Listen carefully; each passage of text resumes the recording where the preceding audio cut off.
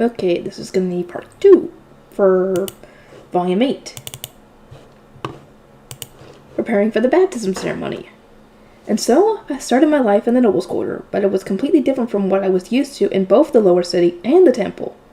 The days were filled with one shocking revelation after another, each one making it harder to believe that only a single wall separated these two completely contrasting sides of the city. The first big difference was the bathrooms. We didn't relieve ourselves in a bucket that we'd empty and reuse. No, there was an actual indoor bathroom with a toilet. Seriously, why can't they put these in all the dang cities? The smell in the lower city would improve so freaking much if they had plumbing and toilets. Oh, never mind. Never mind. However, it wasn't a flush toilet or anything like that. It was a deep hole in the floor, and there was some kind of squishy, slimy thing wriggling around at the bottom. To be honest, I screamed the first time I saw it. Apparently, it dissolved our waste, but it would take some getting used to. Is that some kind of slime creature that eats the feces and the pee? That would be cool if that was the case. Seriously, it's disgusting! And the thought that it might wriggle up terrifies me. I don't blame her. I would too. I still refused to go to the bathroom alone at night, asking for someone to walk me there every time I went, but thankfully I still looked young enough for nobody to be weirded out by that. From the bottom of my heart, I was glad I was a noble girl who had at least one attendant following her at all times. The strange toilet situation aside, the house also had bathtubs, a luxury I had missed so much. The maids would always help me in and wash me, but I wasn't particularly opposed to this since I was already so used to bathing with Thule. We had to wash each other's backs since we couldn't reach our own. They used tons of lavish soaps that were noticeably expensive just from the smell, which kind of gave me pause. But that all melted away when they started massaging me. It was wonderful, but they would also use this soap to wash my hair, meaning it always ended up dry and scraggly. It was harder to comb and all of the glossy silkiness was going away. Mother, I have a request. Oh my, and what might that be? Please call the Gilberta Company over. Without Rensham, my hair is starting to get damaged. Elvira had at first looked displeased at the idea of calling over a merchant who did business with lay nobles at best, but in the end she consented after I mentioned how silky the Rensham made one's hair. She'll probably start using it now. Benno and Mark arrived on the appointed day with a box packed full of products, both entering the room wearing the sharp expressions they put on during work. I had been hoping Les would accompany them, but he was nowhere to be seen. I could guess he wasn't ready to visit an archnoble's house yet. And I really wanted to see him, too. Yeah, you'd probably try and hug him. But sadly, nope. After their lengthy greetings were finished, Elvira urged Benno to show her what he had brought. Benno, was it? Show me these products that Rosemine loves so much. At once, my lady. From the box he had brought, Benno took out various jars of Rensham, somewhat fancy hairpins that paled in comparison to the fanciness of the house, and plant paper that could be bought at a cheaper price than parchment. The jar contains the Rensham that Lady Rosemine favors, and these are a new set of products with aromas made to match each season. Please smell them at your leisure. Benno, being the pinnacle of merchants that he was, had made 4 different kinds of Rensham by swapping up the scrub in the workshop. I had only ever been using the Rensham that I made with Thule, so I would curiously sniff the jars as well. One smelled of herbs, one smelled sweet, one smelled crisp, and the last one smelled like nothing much at all. The sweet-smelling summer Rensham was my favorite. Its scrub was made from ground-down apple sage peels and coves that ripened in the summer. Mother, I would like to use this Rensham. My, what a lovely smell. Perhaps I shall use it as well. Yes, because then you'll be hooked too. After buying the Rensham and some plant paper for studying purposes, I recommended the paper with pressed flowers inside to Elvira. Mother, don't you think this paper would be perfect for letters of invitation? The flowers are very pretty. Oh my, so they are. I've never seen paper with flowers inside like this. I wonder what the secret is. Elvira pondered aloud as she picked up a sheet. That is a new kind of paper we just recently developed, Benno said. The exquisite spring flowers give an artistic air to the paper that will surely leave a lasting impression on those who receive a letter of invitation made from it. But you already have other buyers, no? I would just be following an already existing trend. Oh, God. It's not a trend. It's revolutionary. The Gilberta Company was primarily used by lay nobles, and as an archnoble, Elvira was not fond of mimicking their trends. Trends? It's not a trend. Archnobles didn't follow trends. They had to make them themselves. Wow. That sure sounds like a pain. We do not actually. In service of Lady Rosemine today is the first time we are bringing these out from our store. No other customer has seen them. I see. In that case, I shall buy it. I gave Benno a stealthy thumbs up from behind Elvira, wearing a smile that said, "You're welcome." Benno grinned and Mark looked away to hide his laugh. Oh crap, right, I need to act like a proper young lady. These are hairpins in the style that Lady Rosemine has shown a fondness for. They are quite pretty, but I would have liked for them to be made using thread at least a little better than this. The hairpins were fancier than the hairpin I had on, but Elvira didn't seem to be entirely happy. I personally thought it was fine, but I glanced at Benno and saw that his eyes were gleaming like a hunter who had found his prey. Of course we accept custom orders. I believe that we will be able to make hairpins more to your liking if you selected the colors and thread yourself. There are many different kinds of flowers and leaves to choose from too, and the hairpin can give you unique impressions based on how these decorations are used. Elvira began her order by selecting certain flowers from the existing hairpins and describing what color, sizes, and threads she wanted. Benno wrote it all down and then left with Mark, promising to bring the finished hairpins back later. The Gilberta Company has succeeded in getting an arch-noble customer. Nice! Good job, Lady Rosemine. This truly does make one's hair silky. To think that lay nobles have been keeping this all to themselves. Well, now, not anymore. We used the new rinse sham not long after, and not only did the luster return to my hair, but Elvira's became silky as well. She was more than satisfied with the result, but I couldn't help but be a little displeased that arch nobles hadn't known about it before now. Well, first it was poor people who knew about it, then the lay nobles, and now the arch nobles, so they're the last to find out about this. It's only been a year since Rensham entered the market, and it's more expensive than soap, so it doesn't sell very well, I said. It may be the ideal product for archnobles who can afford to spend money on appearances. I'm sure the Archduke's wife would love to learn about it as well. Oh yes, without a doubt. Discussions over tea tended to be about beauty and looks. Elvira hadn't seen any archnobles with Rensham or hairpins, and seemed eager to start the trends herself. Up until now, I had always been pulling the Gilberta Company away from their proper business to focus on bookmaking, so I was more than happy to finally give them some help on the clothing and beauty side too. You're gonna have more work related to beauty products now, Benno. Isn't that just grand, I thought, cheering him on internally. Yep, he's gonna be getting a lot more money, girl, and it's thanks to you. Because now that Elvira knows, she's going to be telling Sylvester's wife, she's going to be telling all the arch-noble ladies about all this. And then they're going to want to go get it. Especially when they see the results of the Rensham on her hair. Definitely. My ladies, here are the cookies baked with tea leaves. Ella walked up as quietly as possible and placed a plate in front of Elvira, whose gaze softened as a light, sweet scent wafted into the air. I wonder how they shall taste this time. As expected, Elvira loved the sweets that Ella made. They were importing sugar from the sovereignty, but not many recipes for sweets had been developed yet. So far, I had introduced pound cake, crepes, and cookies for tea time, and they had all received high praise. Ella's pound cakes couldn't compare to Lace's since she hadn't been researching them for a whole year, but they were still good. And since our exclusivity contract had already ended, it would be fine for us to make the pound cakes recipe public. I would love for you to teach our own chef to make these sweets, Elvira said. Ella wasn't yet trusted by the chefs on Cardstad's estate up until now. She had only been making sweets for tea time in a small side kitchen. But it seemed that she finally earned Elvira's trust. A broad smile spread across her face. If you permit her to enter the main kitchen, I can get back to teaching her new recipes for sweets and normal food that I haven't shown her yet. There are so many more that I would like her to learn. In that case, I shall discuss matters with the head chef and make it so. Ella summoned the head chef, and as she had said, Ella was given permission to enter the main kitchen in a few days' time once preparations had been made. It seemed that Elvira wanted to get a bunch of sweet recipes so she could use for tea parties for me before I was adopted by the Archduke, and my living situation changed. I could imagine that she wanted to start a new trend when it came to sweets as well. Being an archnoble's wife in lady society seemed pretty rough. Oh, definitely, probably. These smell of tea and taste just delightful. Oh yes, Lord Ferdinand quite likes them. Ferdinand had told me to call him Lord Ferdinand when outside the temple, but honestly it was so long and tedious to say that I was going to drop the Lord part as soon as I could. Incidentally, when I asked whether I should just start calling him Uncle Ferdinand when Sylvester adopted me, he immediately started grinding his fist against my head without saying words. I guess it's a no. Apparently he wasn't too keen on the idea.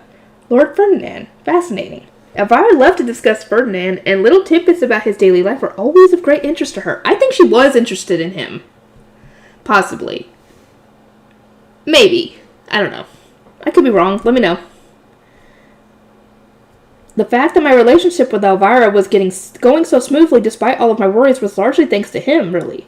He came to check up on me once every 2 days, which put Elvira in a constant good mood. Yay! Though, to be honest, I didn't really know what she was like when she was in a bad mood beyond what I had heard from Cornelius, the third son of the house, and an 11-year-old apprentice knight. His hair was bright green, the color of fresh leaves, and he had dark eyes, and even though he was growing, he was still a visibly young boy. Which leads me to something I had never known before moving to the Nobles' Quarter. Ferdinand was like a superstar in lady society. He was attractive, of good lineage, and a musician on top of being an excellent knight, scholar, and proxy archduke. Well, I mean, the guy is amazing, to be completely honest, so I imagine that all the girls are fawning over him. Not to mention that, as a priest, he had no lover and no plans to take one. I can understand why those watching him from afar would be head over heels for him. On paper, you couldn't get really much better than that. True. That is true. Whenever Ferdinand came up, Elvira looked at him entirely like a groupie might look at a rock star. She would discuss matters of my education and future with Ferdinand while looking utterly serious, but as soon as he was gone, she would spend all day talking about the precise ways in which he had been wonderful. Not to mention that she even looped the same words of praise over and over again. Cornelius had been forced to listen to it up until now, and was more than glad to be able to push that role onto me. The way I see it, a fellow girl would understand Lord Ferdinand's attractiveness far more than I would, he had said. Not really. I definitely don't. Girl, I'm sure you understand that you just don't share it. Dang it, that hurts.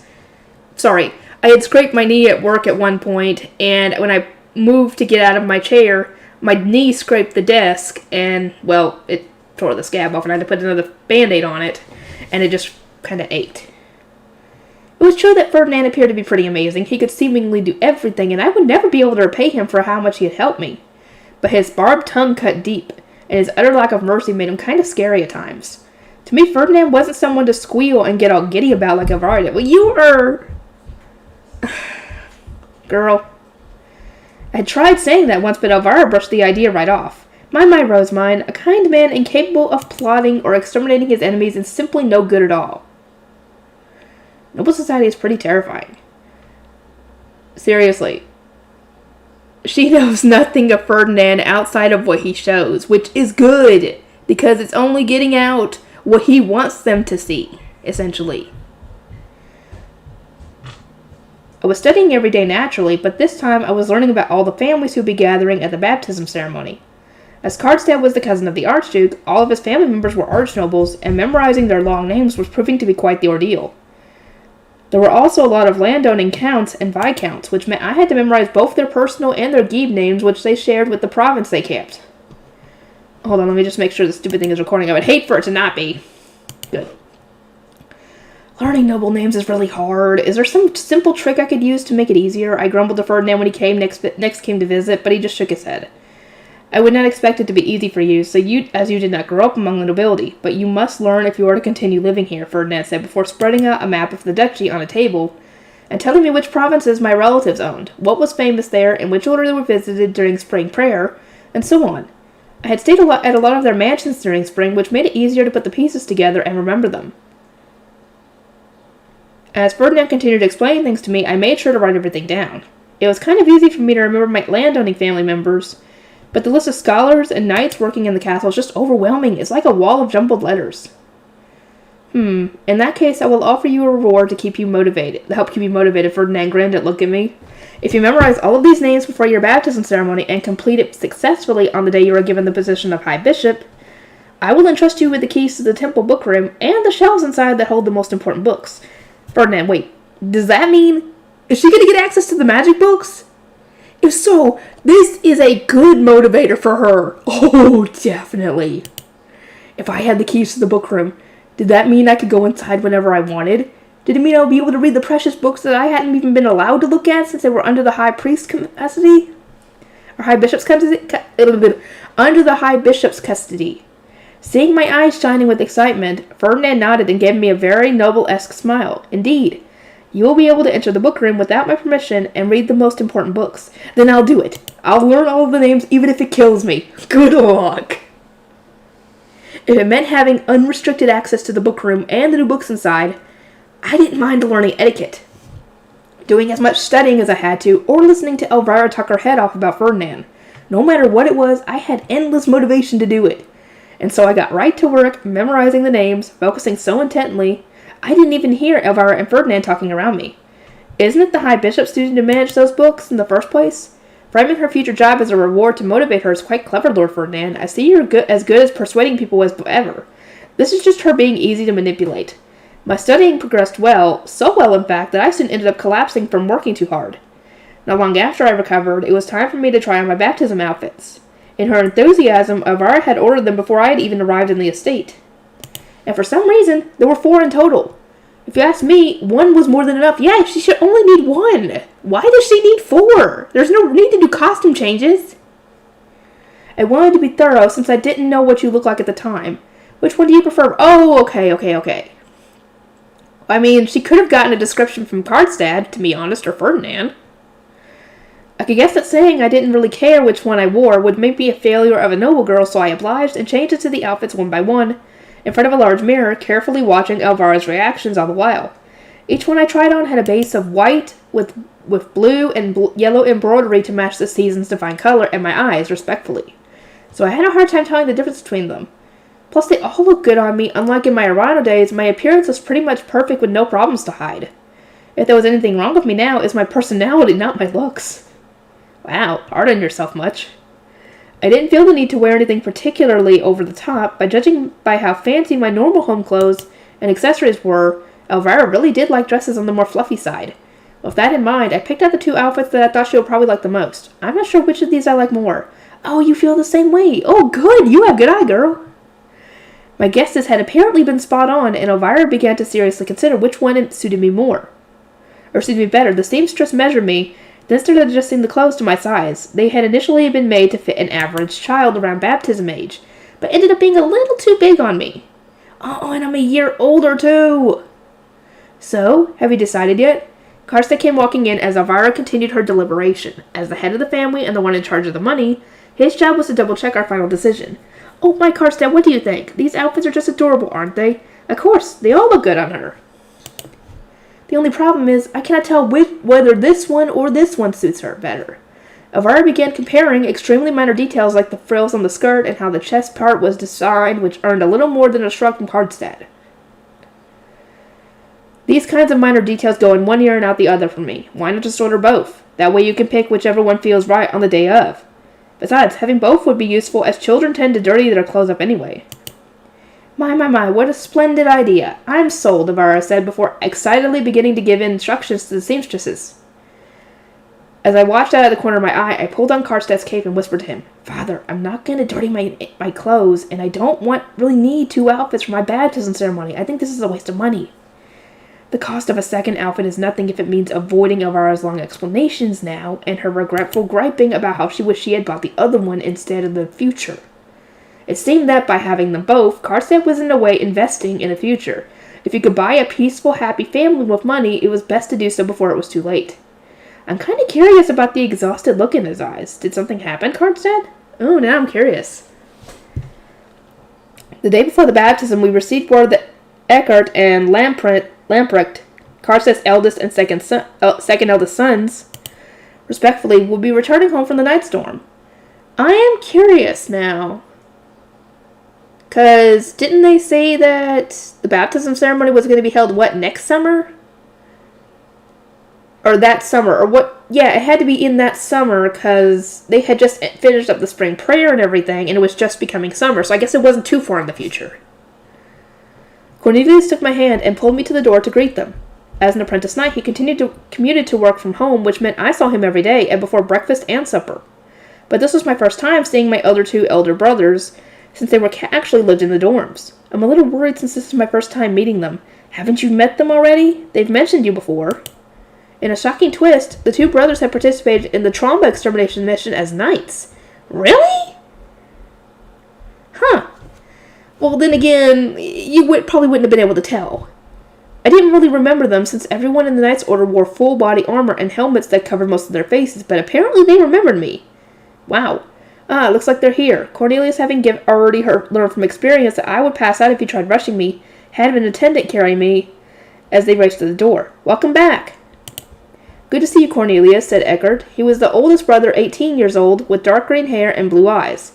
His facial features resembled Kartstedt, and he was a big guy, both tall and muscular. Welcome home, Eckert. Eckart, whatever. I said, good to be back, Rosemine. Eckert bent over a little to try and make eye contact with me, but Lampert just hefted me up to put us at eye level. You really are that apprentice shrine maiden I saw. I never would have thought that you were actually my little sister. You're a lot smaller and lighter than Lord Wilfred. Lampert, you're scaring her, Cornelius warned in a teasing tone, but Lampert just grinned. Yeah, looks like I am. Her eyes are like big round saucers. Oh, they look cool! They look nice! I like these guys. They seem cool. Lampert was 16 years old and had Kartstedt's reddish-brown hair, plus his bright brown eyes. He was a full head shorter than Eckert, but still as tall as the average adult, not to mention that he was still growing. Although he didn't seem to be as muscular as either Kartstedt or Eckert, I could feel just how hard his muscles were as he held me. I'm home, Rosemine. Welcome home, Lampert. I worked as a bodyguard for Lord Wilfred, Alba Ehrenfest's son. Oh, okay. So, wait, was that Wilfred or Willifred? Wilfred. However you pronounce it. Let me know, please, if I'm which one is right. Once he adopts you and you move to the castle, I'm sure we'll see each other all the time. I'm looking forward to it. Tomorrow was finally the day of my baptism ceremony. Both Wilfred and the Archduke's wife have been invited, so I will be meeting even more new family members there. Now I'm excited! I hate that I'm spoiling myself, guys, but who knows how much of this is actually going to be in Season 4 when it comes out. Whenever that is, because it hasn't even been announced yet. Which makes no sense. Announce it already! A noble's baptism ceremony. The day of my baptism ceremony had been busy last year when I was in the lower city, but here in the noble's quarter it was even busier. I had been woken up early in the morning and forced to bathe while still half asleep, and was now being sent to eat breakfast in my normal clothes for the sake of cleanliness. Only once that was done would I be changed into my outfit for the baptism ceremony. Good morning, Mother. I went to the dining room once I was done bathing and found Elvira eating breakfast alone. In the noble's quarter, we didn't go to the temple to be baptized.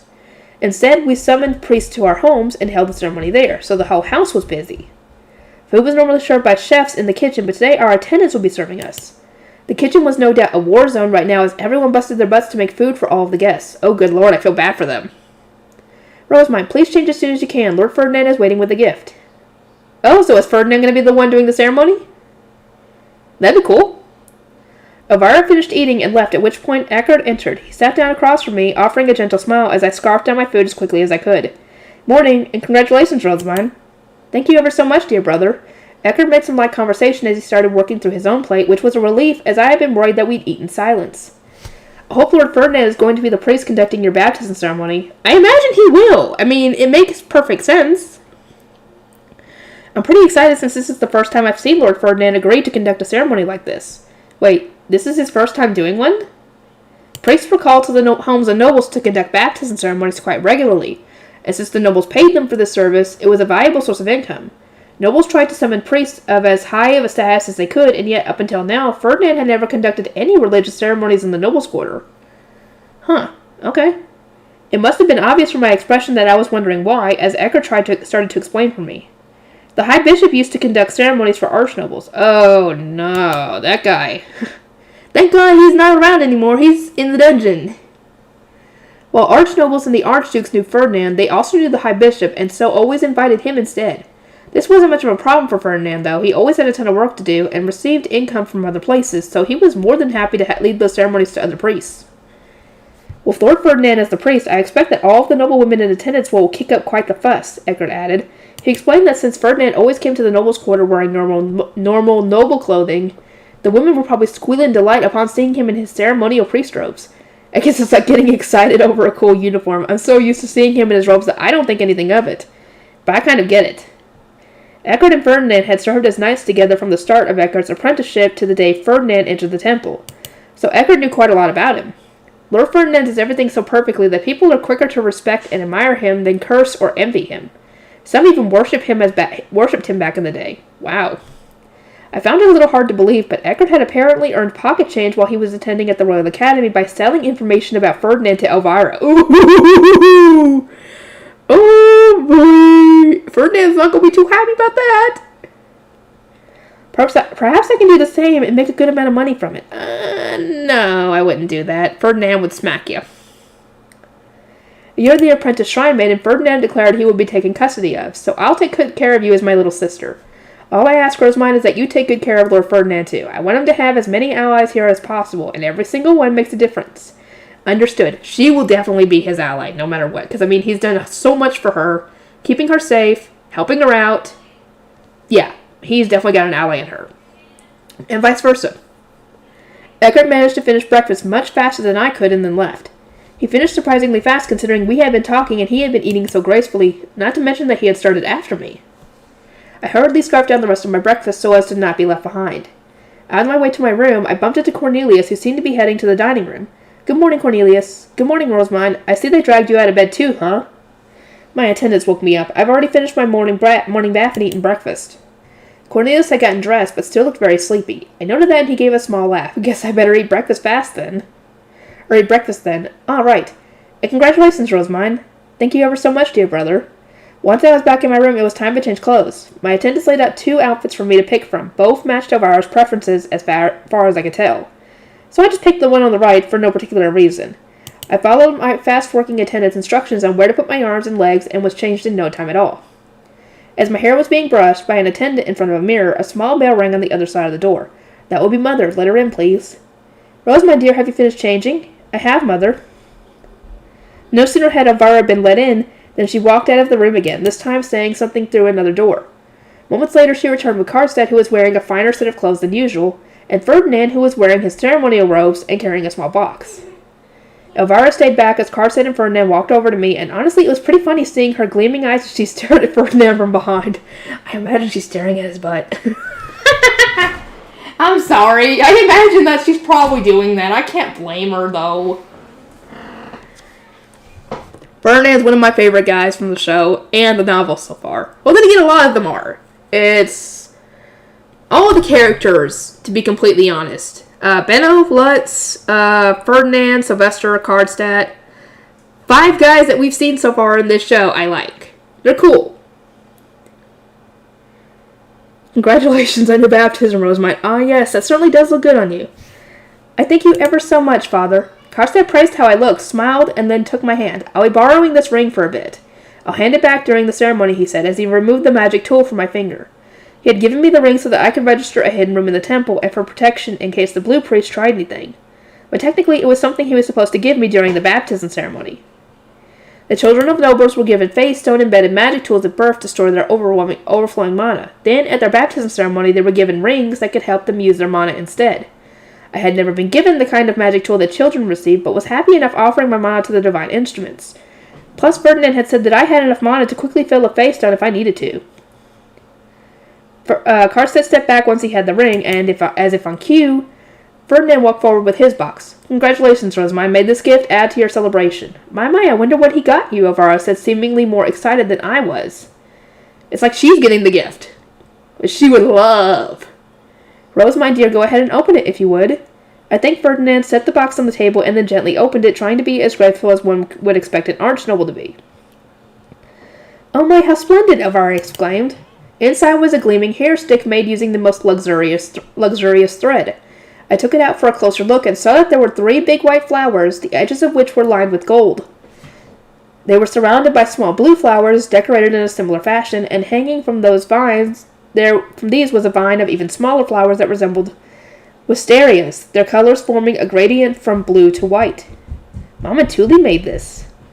The flowers in the center used a design that I had taught Mom and Tuli to make after organizing my deal with Karina, and I could tell they were involved in part because they resembled the ones on the hairpins from last year.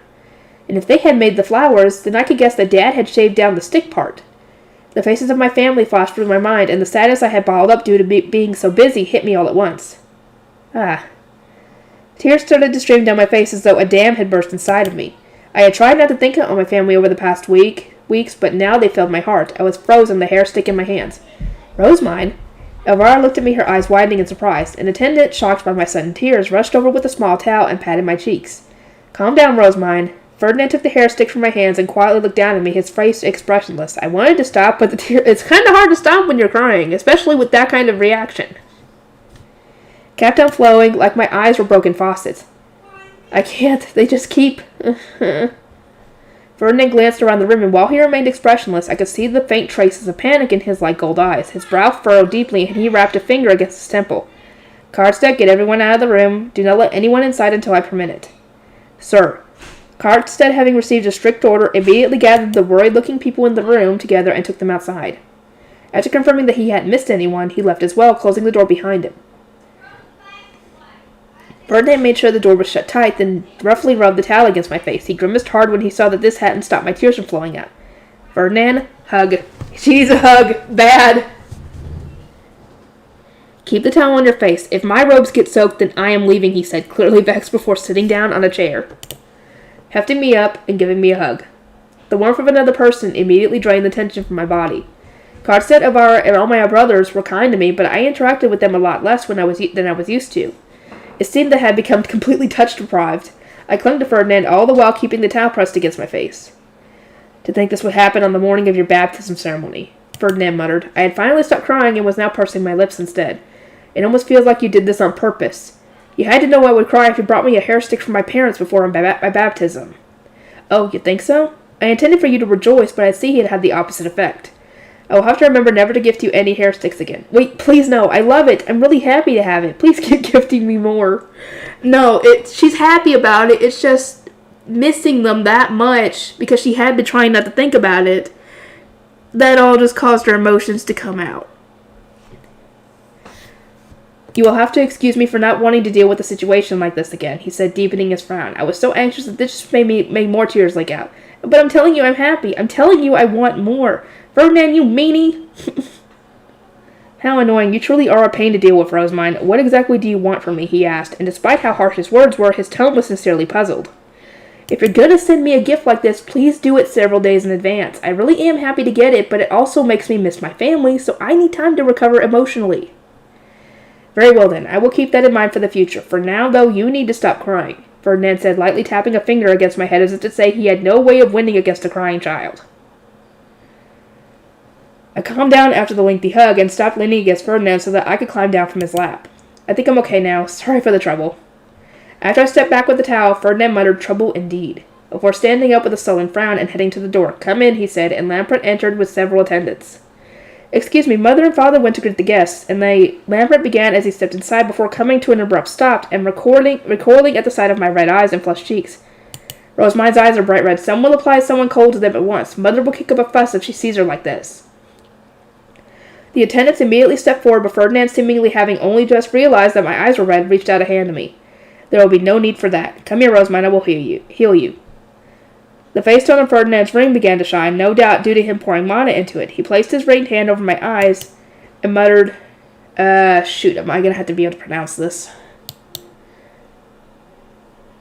May Hail Schmur's healing be granted. A gentle green light shone through my eyelids, which had been shut by Ferdinand's hand, and I could hear the attendants letting out odd noises. The light quickly disappeared, and Ferdinand pulled his hand away. I slowly opened my eyes to see Ferdinand look closely investigating my face. Meanwhile, Lampert looked relieved to have escaped Elvira's anger. To think that you would end up offering healing before performing a ceremony, learned Ferdinand. We really are grateful. Healing of this level is no issue at all. The area around my eyes had apparently been a little swollen. I patted my face and checked in a mirror. Everything seemed to be back to normal. Lord Ferdinand, what in the world happened to Rosemine? It would be good to know for the future. We are all busy right now. It can wait another day. Perhaps prepare Rosemine at once. Having deftly avoided Lampert's question, Ferdinand headed for the door. No way could he reveal that I had started crying after being given a hair stick from my former family, forcing him to calm me down with a hug. I'm sure Elvira would love to get a hug from Ferdinand. I'm sorry, I can't stop making this freaking joke. I imagine it's the case, though. I was already sure that he'd think up some excuse before Lampert brought this up again later.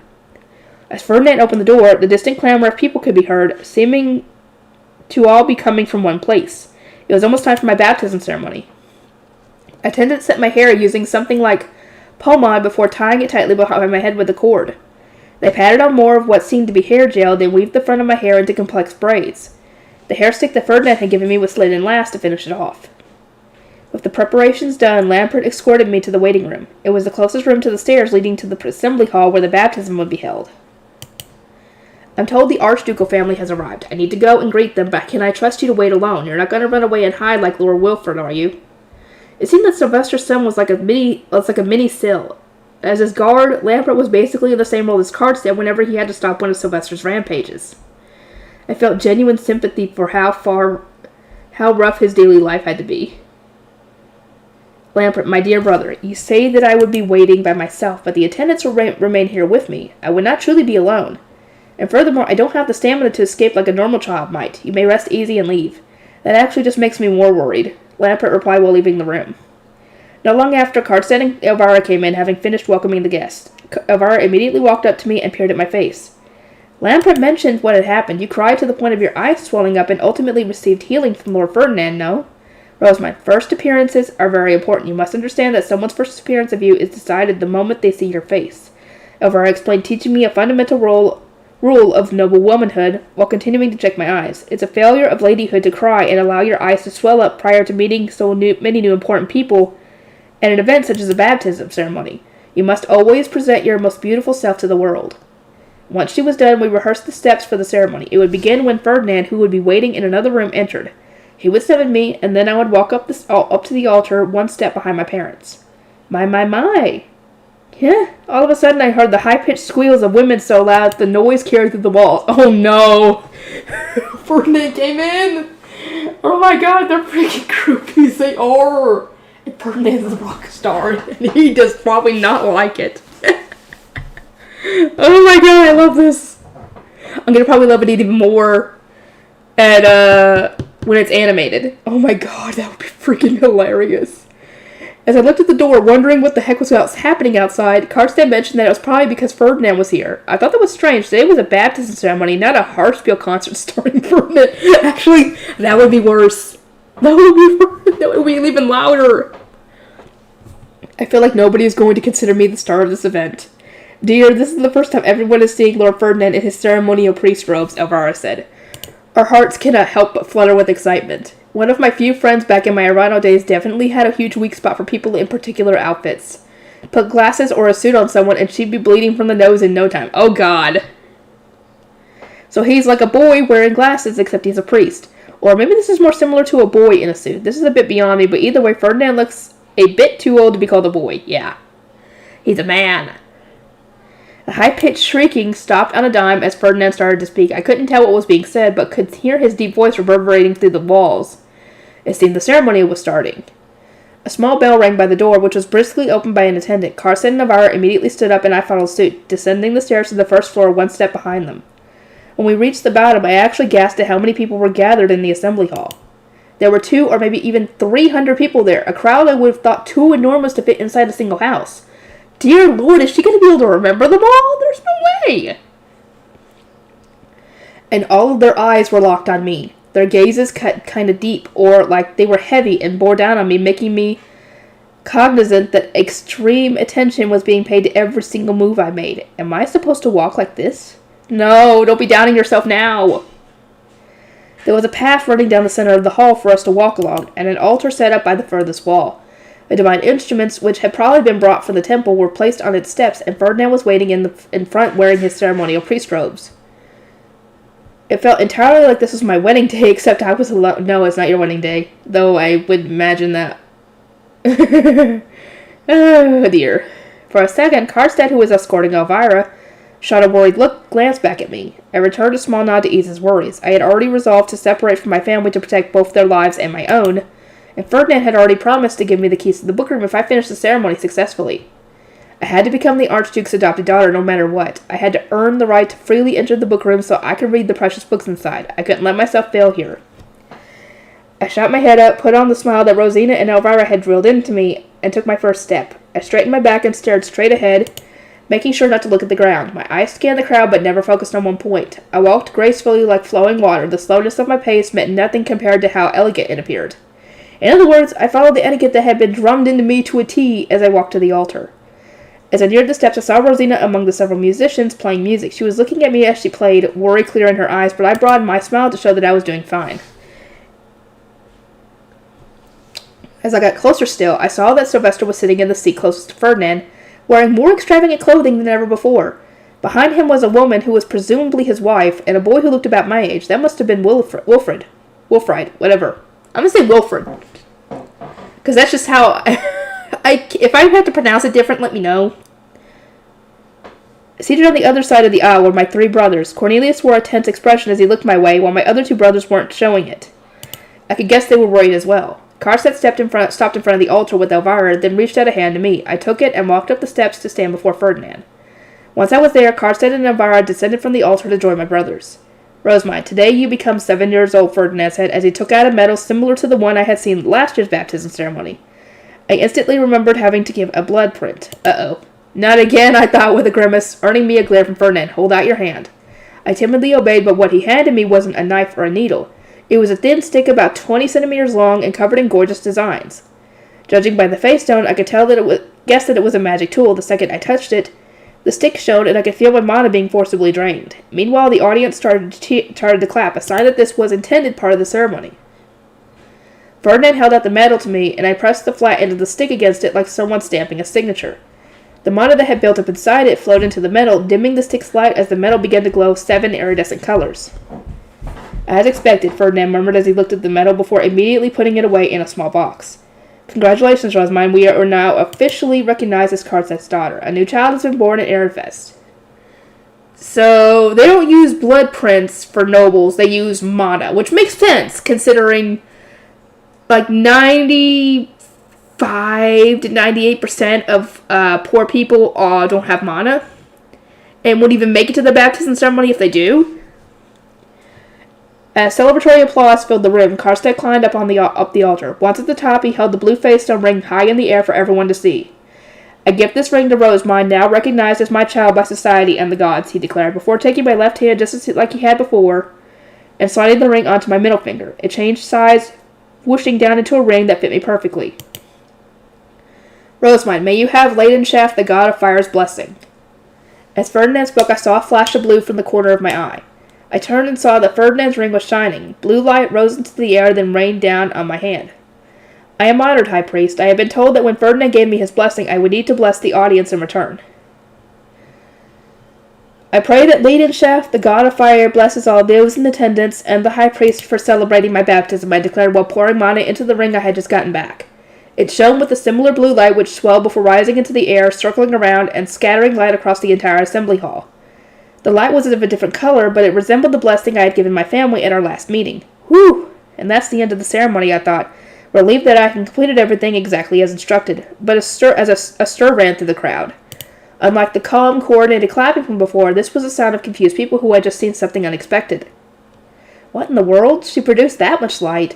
Just how much mana does she have packed into that small body of hers? Good question! What? Did I mess up? I thought, worried by the reaction, but when I anxiously looked up at Carset and Ferdinand, they both just grinned ever so slightly. They were clearly planning something. Carset stood behind me with a hand placed on my shoulder, whispered in a voice so quiet that only I could hear. In a standard ceremony, the child only blesses the priest in return. This will give weight and legitimacy to the Archduke adopting you. Sylvester, wearing the grin of a kid who had just successfully pulled off a prank, leisurely climbed the altar, taking one deliberate step after another. The sight was enough to silence the crowd, and a quiet settled across the hall as everyone awaited his next move. Congratulations, Rosamine, you have been recognized as a child of Ehrenfest, he said, facing me at the top of the altar before spinning around to look at the audience. He flourished his cape and continued on, talking in a loud, clear voice that reverberated through the assembly hall.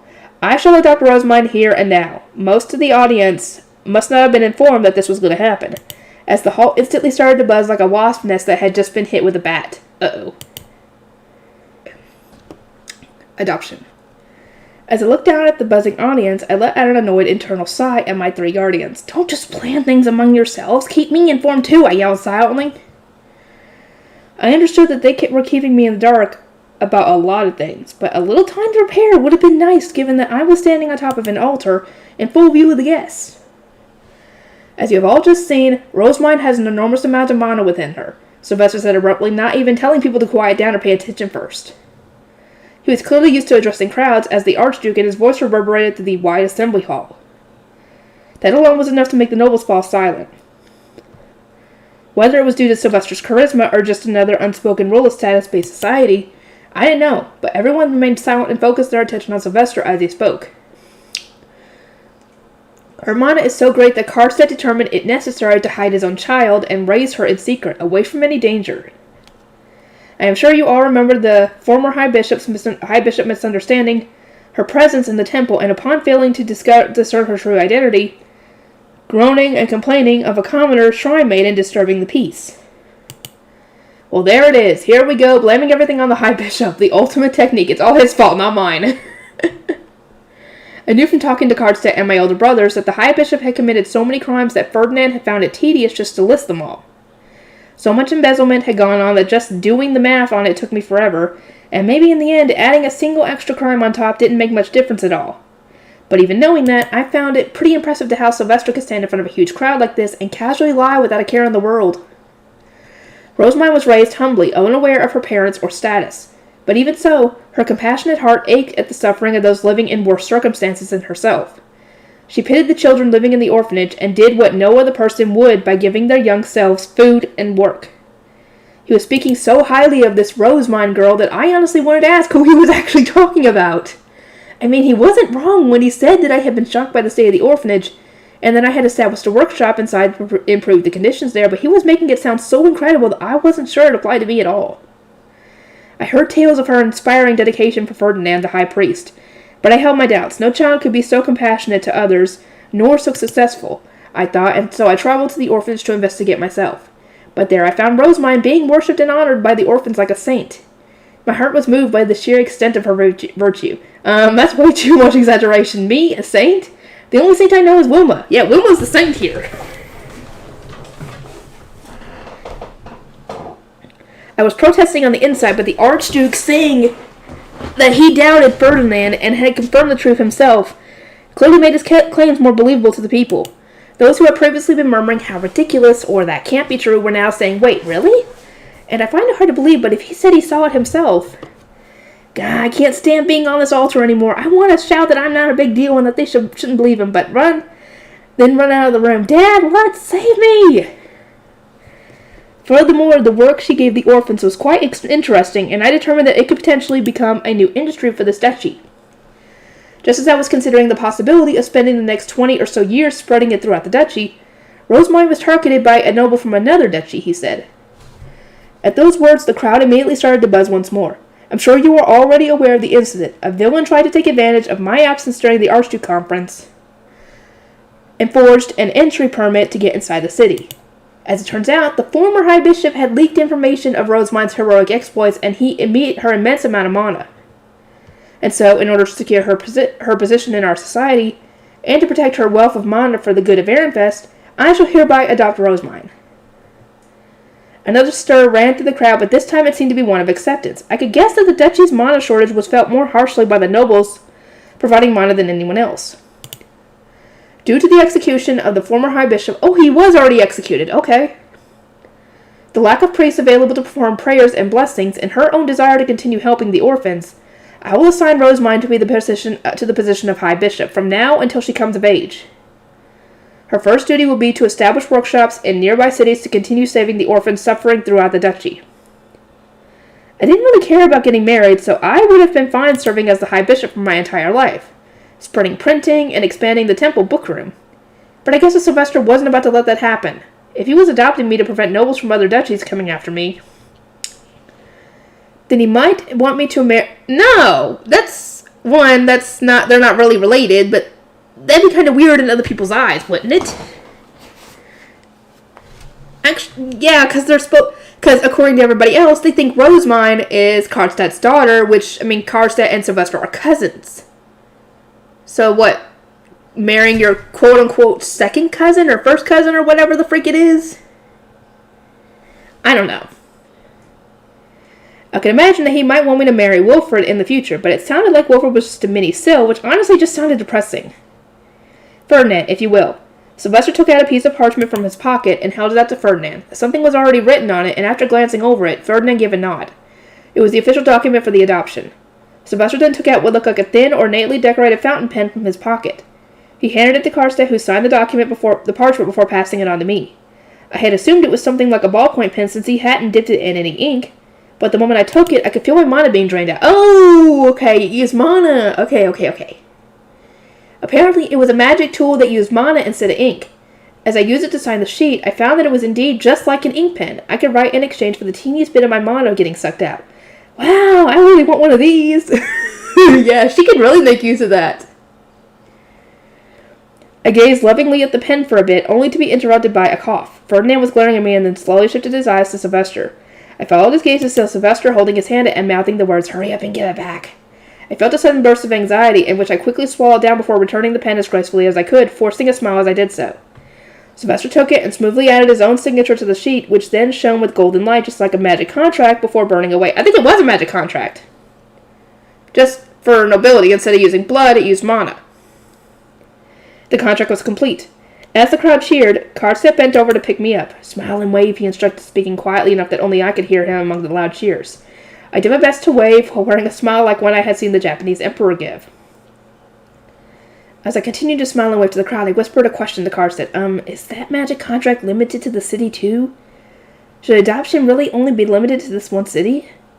Only magic contracts for commoner merchants have objects limited to the city. Do not lump them all together, Ferdinand replied in Karstedt's place. Apparently there was more than one kind of magic contract. Okay. Now that the baptism ceremony and adoption were finished, everyone began to talk among themselves while eating meals proudly prepared by Ella and the estate's head chef, who had been working together in the kitchen. Unfortunately for me, I was stuck sitting on the altar in preparation for nobles to come over and greet me. I couldn't exactly be munching away at food while people tried to introduce themselves, so the most I could do was sip drinks while they waited for the greetings to finish. "Oh, and it all looks so tasty. I want to eat too. You're so lucky, Cornelius." As I watched Cornelius eating happily, I noticed Wilfred break away from the crowd to try and steal some food, only to have his hands blocked by Lamprecht. The Archduke's wife walked over, grabbed Wilfred, gave some instructions to Lamprecht, and then came walking this way. The first people to greet me, and the ones I needed to introduce myself to most, were Sylvester's family. Other nobles couldn't come over to greet me until the Archducal family had. Wilfred was pouting with a slight frown at having been pulled away from the food, but I could tell that both his parents were ignoring that. Karstedt introduced me to the three of them. This is Lord Sylvester the Archduke, and his first wife, Lady Florencia. Beside them is Lord Sylvester's son, Lord Wilfred. Florencia had light blonde hair that was close to silver, indigo eyes, and white, while at a glance she seemed to be a laid-back beauty. The iron grip she had on Wilfred's shirt gave me the impression that she was a strict, no-nonsense woman. Oh boy. Assuming he really was a mini Sil, then I can only imagine how tough it was to keep them both under control at once. Yeah, I commend you, my lady, I commend you at keeping both of them under control. Lady Florencia is 2 years older than Lord Sylvester and has the incredible power of being able to control her husband. Karstedt, Sylvester grimaced a bit at that introduction, but Florencia brushed it off with a refined giggle. I could see Ferdinand nodding in agreement. If she really was an older sister-type wife who could keep Sylvester under control, then I would absolutely love to be on great terms with her. I am Rosamund. It is a pleasure to meet you all. Elvira has told me much about you, Florencia said. I assume that you being Sylvester's adopted daughter will not be easy, but we shall all get it through it together. Wilfred had the same light blonde hair as his mother and deep green eyes that greatly resembled Sylvester's. To be honest, aside from his hair, he didn't look like his mother at all. His face was literally like a younger version of Sylvester's. He was a mini Sil indeed. Lord Wilfred is the same age as you, but as he had his baptism ceremony in the spring, that makes him your older brother. Lord Sylvester has 2 other children, but they stayed behind at the castle today. Although I was in truth his older sister, the fact that I was repeating my 7th year and only just being baptized made everyone else assume I was younger. Wilfred also apparently had a younger brother and sister at the castle, but they weren't here today since children who hadn't been baptized couldn't be brought anywhere public, even if they were the children of the Archduke. Wow, it applies to the Archduke too, okay. In a shocking twist, Sylvester had somehow managed to have 3 children despite acting like an elementary schooler. That was legitimately the biggest surprise of the day so far. I'm hardly one to talk, but you need to grow up, Sylvester. Just consider me your new big bro, Rosamund. You're as much of a little sister to me as Charlotte is. That is oh so kind of you to say, Wilfred. Yeah, don't worry, I'll look after you, Wilfred said, seemingly satisfied at having established himself as the older brother and by extension the more mature sibling. I could already see him dragging me around until I fell unconscious. Once I had finished meeting the Archducal family, Karstedt raised a hand before any other noble could approach. Judging by the 2 people who started coming this way, that had probably been a signal decided upon ahead of time. You will be moved to the castle once your High Bishop inauguration ceremony is over. But now that you're the Archduke's adopted daughter, you need knights to guard you at almost all times. These two will be your personal guards starting tomorrow." As the two made their way through the waves of people, I instantly recognized one of them. The other, however, was a woman who I hadn't seen before, wearing normal noble clothes with low-hanging sleeves. "It was pretty difficult to find a female knight for you, since your workshop's in the temple, and you'll of course be going to the lower city. I needed a female knight so she could truly follow me everywhere, but as most only went where noble girls went, they didn't really want to leave the noble quarter. These two are going to be the knights who will follow you to the temple and beyond. I'm sure you recognize one of them," Karstead finished, but just as the two arrived and knelt before me. "It is good to see you well, Daniel. I look forward to your continued good service." "It's been a long time since we last met, Lady Rosemine. I will serve you to the absolute best of my ability," Daniel said. Under normal circumstances, it would be unthinkable for a lay noble like Daniel to guard a member of the archducal family. He had apparently gone from being called an unlucky guy who had almost died alongside Shikikoza to someone who had found a metaphorical face stone in the pit of mud known as the temple. This fine lady is Brigitte. She's the same age as Daniel. Her skills are unquestionable, and as a med noble, she has more mana than Daniel. I think you'll find her a reliable ally. For the most part, she'll be your guard when you go to the temple. You'll have other guards when you're in the Archduke's castle." The dark red-haired woman raised her head and looked directly at me with her amethyst eyes. She had broader shoulders and was more muscular than most other noble women I had seen, which made it easy to accept that she was a female knight. At a glance, she felt kind of like a reliable older sister, and did seem like someone I could count on. "Brigitte, I imagine that going all the way to the temple won't be pleasant for you, but I thank you for accompanying me. Your wish is my command, Lady Rosemine. Having met my knights, it was time for the rest of the nobles to come up group by group, to introduce themselves and congratulate me. Rosemine, I had been greeted by a number of nobles when Wilfred came wandering over, probably bored now that he had filled his stomach. It was a fact of noble society that when the son of the Archduke walked over, everyone else had to make way for him, no matter how young he was. The nobles retreated backward. "Nothing fun's ever going to happen here. Let's go play," he said before pulling my arm. "Follow me." But I was technically the focus of the event, and meeting the nobles was almost certainly an important job for me. I promised to Ferdinand that I will memorize all of their names and jobs to make the ceremony a success spun through my mind. But I need to be introduced to everybody. Who cares about that? Come on. I turned around in search of help, but Ferdinand just waved a hand and told me to go. What is wrong with kids playing together? I am sure you prefer to be with children, Rosemine, than around all these adults. No. I would much rather be with the adults. And should I really be allowed to just leave my own baptism ceremony? I thought, my mouth dropping in disbelief. Meanwhile, Wilfred continued to pull me away. I started following along behind him so that I wouldn't fall over. But he kept speeding up. He pulled me down from the altar and through the throngs of well-dressed ladies, at which point he basically broke out into a run, dragging me right behind him. Wilfred, could you go a little slower? Nah, you need to speed up, Rosemine. The adults are going to catch us if we don't hurry. I had to ask him to slow down, and his immediate response was to call me weak. It wasn't hard to guess that he'd spent pretty much every day running from adults and trying to avoid getting caught, and considering how Sylvester acted, it was easy to imagine Wilfred being an overall problem child. You gotta practice every day and get good at finding places to hide if you want to master shaking off that busybody lamprick. A clumsy slowpoke like you is going to get caught in no time. I don't plan on running or hiding, so if you would please let go of my hand. No way, that'll get us caught and then we'll be yelled at. I wanted to protest and say that he only got yelled at because he ran away from his guards in the first place, but by that point I was breathing so heavily I could barely even speak. Poor mine.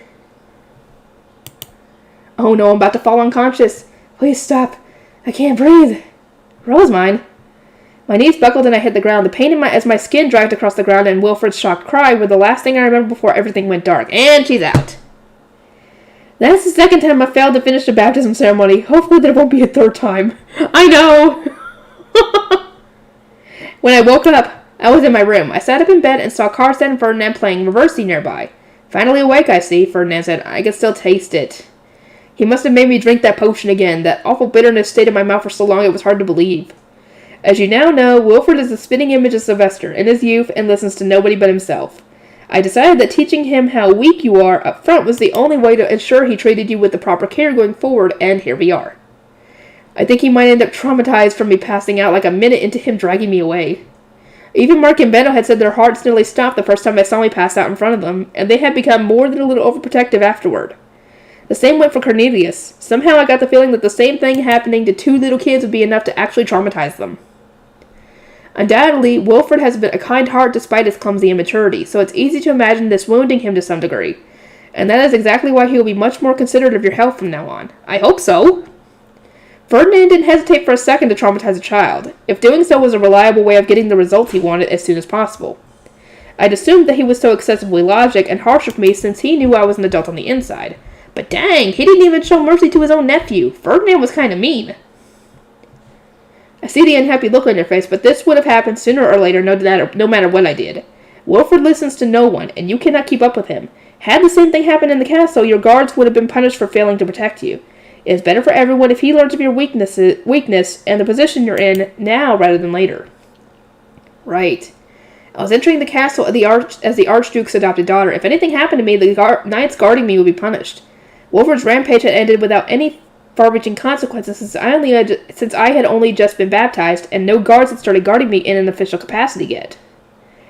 But had it happened at any point beyond today, things would have gone pretty much differently. Other people would have been hurt too. Lampert was shocked beyond belief as well. As you are the same age as Wilfred, you and he will often spend time together as fellow children of the Archduke. His guards will need to understand your circumstances just as much as he now does. My collapsing had apparently traumatized Lampert as well, since he had been stealthily following behind us as Wilfred's guard. Sorry, Lampert. A noble who had been coincidentally seen the incident came rushing to inform us, and by the time we arrived at the scene, you were in quite the horrible state. Due to how hard Wilfred had been dragging you, there were scrape marks going from your temple all the way down to your cheeks, and blood had started pooling on the white stone floor. There were also scrapes along your thighs and knees, so your white baptism ceremony clothes were stained in blood. You were so still and unresponsive lying on the floor that it was entirely as if you had died. Carol, I don't want to hear that! Ow, ow! I covered my ears and shook my head hard. Ferdinand looked down at me with exasperation, but Karstedt just let out a laugh. Don't let it get to you, Rosemine. Lord Ferdinand healed your wounds and gave you a potion. He lectured Wilfred and Lampert as well. It's all over already. The scrapes are all gone? It wouldn't have really mattered back in my Arano days, but I didn't want my cute little girl face all covered in scars. I patted my cheeks to check, and Ferdinand grimaced, asking whether I doubted his skill. Of course not. No way, I know you're the man himself, the high priest. I would never doubt your ability. In any case, both the ceremony and the adoption concluded without incident. Spend the next 2 days resting, and if you seem to be in good health, return to the temple. There we will hold the High Bishop inauguration ceremony. Ferdinand stated our future plans and left. I assumed that was the end of the conversation, but Karstedt kept looking at me as if there was something else he wanted to say. Yes, Father, is there something wrong? Rosemine, did you do something to Daniel? What do you mean by that? Are you asking whether I earned his eternal loyalty through sweets or something? Maybe he had learned about the Peru cakes we would sometimes serve to the orphanage, or maybe I fell into thought, at which point Karstedt furrowed his brows and shook his head. Not that. I'm talking about his mana. The process is slow, but his mana capacity is growing the more he trains. That kind of growth is unthinkable considering his age. He should have just about finished growing by now. Did you give him some kind of blessing without telling it? The blessing! The blessing that she did! The last blessing she did! It had to be that! I had never given Daniel a special personal blessing before. At most, he received part of the blessing I had sent my family. The only thing that comes to mind is the big blessing I gave my family back at the temple. I wanted it to hit everyone, and both Fran and Dirk received the blessing, so it wouldn't be strange if it also flew over to where Daniel was laying unconscious. That blessing, Karstedt murmured before cradling his head for a bit. I hope I didn't mess anything up. Rosemont, tell no one of this. Not Sylvester, of course, but not Ferdinand either. Sylvester will never let Daniel hear the end of it. Apparently the blessing I gave my family was pretty unprecedented in scale, and Sylvester was not only complaining about Ferdinand getting it, but also teasing him for it. As his brother and someone who has known him for so long, Ferdinand is skilled and capable when it comes to enduring Sylvester's teasing, but Daniel would never survive. Considering what had happened back at Spring Prayer, that was definitely something I could agree with. Daniel had nearly buckled under the stress of Sylvester teasing and bullying him. I felt bad when my actions caused that to start all over again. I can understand not telling Sylvester, but why shouldn't we tell Ferdinand? You know what a cold-blooded rationalist he is? He wouldn't even hesitate to offer up Daniel if it meant he could escape Sylvester's bullying himself.